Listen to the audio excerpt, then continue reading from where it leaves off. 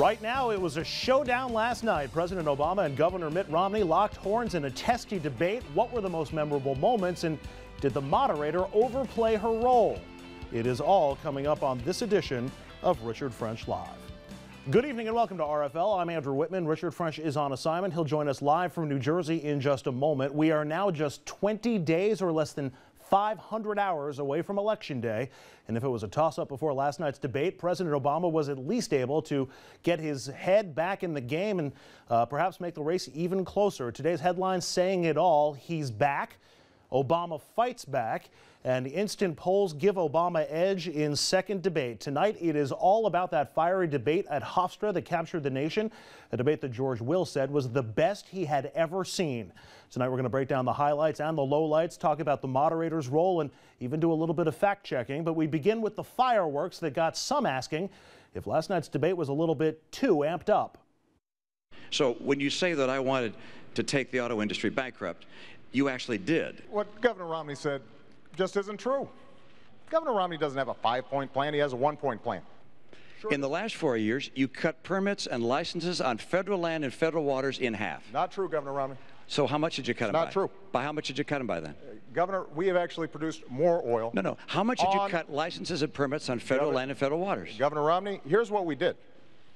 There were a whole bunch of oil companies. No, I had a question, and the question was, how much did you cut them by? You want me to answer How much did you cut them by? I'm happy to answer the question. All right, and it is? You'll get your chance in a moment. I'm still speaking. I want to make sure. If I could have you sit down, Governor Romney. Have you looked at your pension? You know, I don't look at my pension. It's not as big as yours, so it doesn't take as long. Let me give you some. And that was just some of the action. When the smoke had cleared by most accounts, President Obama emerged the winner last night. CBS's snap poll, 37% said the president won, 33 tie, 30 for Mitt Romney. CNN even more lopsided, Obama 46, Romney 39.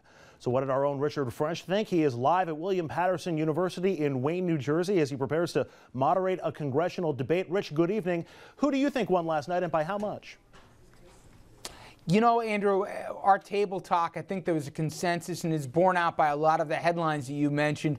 To use that tired analogy of a boxing fight here, no knockout, but I think the president clearly won on points.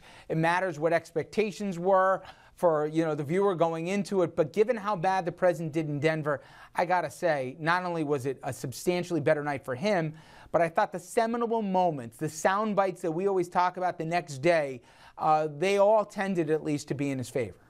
And do you think Obama won primarily on style or on substance last night?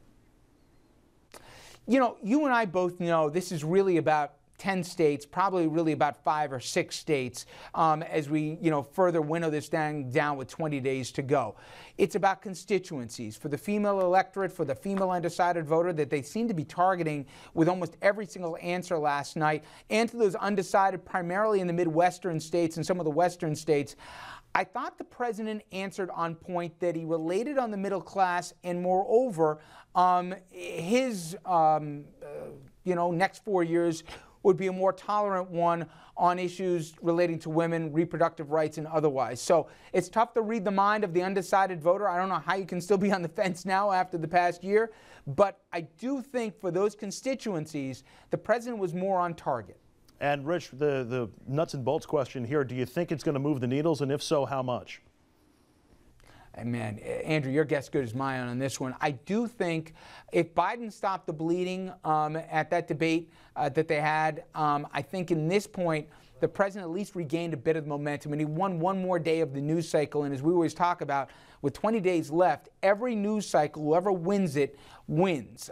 He got to say 47% in there. He got to turn around and do moral outrage over the question relating to Benghazi, which I know you guys are going to be talking about soon.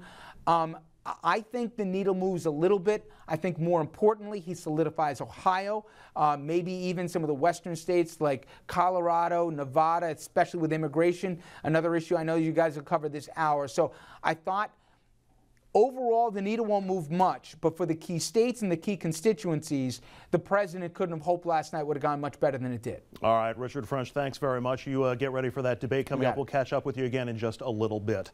For now, let's bring in our panel. We've got Jeanne Zaino. She is the Dean and Professor of Political Science at Iona College. You all know Dominic Carter. He is a political journalist and author. And Richard Brodsky is with us tonight, former New York State Assemblyman, senior fellow at Demos, and a professor at NYU. So, guys, let's go through the same series of questions that I just went through with Rich. Who do you think won last night, and was it based more on style or substance? Anybody jump in. Feel free to jump in. Okay, Jeanne, you go first. Thank you. I gave it to Obama on both style and substance by a narrow margin. I think he came out, I wasn't surprised that he took it. I think it would have been shocking if the Romney team thought he was going to come out and have a second debate, much like the first. Although I have to say, and I've said this before, I thought that the kind of assessment of his first debate as horrible, or as he, somehow he had done an awful job, was overstated as well. I mean, I think he had a bad night. I don't think he was as strong as Romney that first night, but it wasn't, I didn't think, a knockout the way some people thought that first time by Romney. And by the same token, I thought he came out strong last night. I thought he was good in substance and style, and I agreed with the voters that spoke in the polls. He, had a narrow victory in my mind. There were some points at which I thought Romney actually did slightly better. But I think a big problem for the Romney team is that this third debate is on foreign policy, and I think that's Romney's weakest point. I think he's going to struggle in that debate, not stylistically, but substantively, and I think that gives the edge to Obama going forward. Okay, one debate at a time. That's all we can process all at once. Dominic, you agree? Substance and style, Obama. The only area where we disagree a little bit, I don't even think it was close. I mean, I think it was a great night for the president. It was not a good night for Mr. Romney. It seemed like, I don't know if that he wasn't prepared or he just wasn't ready to handle. I'm sure he was prepared, the aggressive Obama, but there were several missteps. You got to make sure all your facts are accurate, because on a stage such as this, when the election has not been decided and potential of 60 million people are watching, any little error can be a mistake. What was the comment about women? The binders. The binder of women. We're going to get into that. That was a huge. He meant well. That's just one example. I'll say he meant well, but boy, did it come out bad. And I don't think he's going to be able to get past that one. Richard? Well, I don't think you can overestimate how bad Obama was in Denver. He breathed life into a corpse. Now, he came then back last night in ways that reminded people of the old Romney and the old Obama, which they kind of disliked and liked. That was, I think, politically very astute. Whether or not he's too late is an interesting question, but I think it was, in the end, both stylistically and substantially not close, not because Romney didn't score some good points, he did, but because in the end it undid the dynamic that Denver created. Okay, we're going to get into some of the specifics that came up during this conversation as the show progresses. We're going to take a quick break right here, but don't forget, join in this conversation. All you have to do is jump online, head over to Facebook or Twitter to sound off.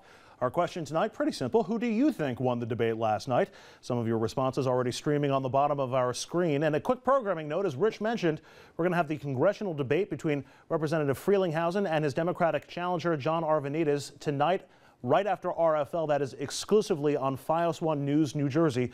Rich moderates that debate beginning at 7 p.m. When we come back, we're going to get to the first moment that everybody's been talking about today, the confrontation over Benghazi. That is next. Stay with us.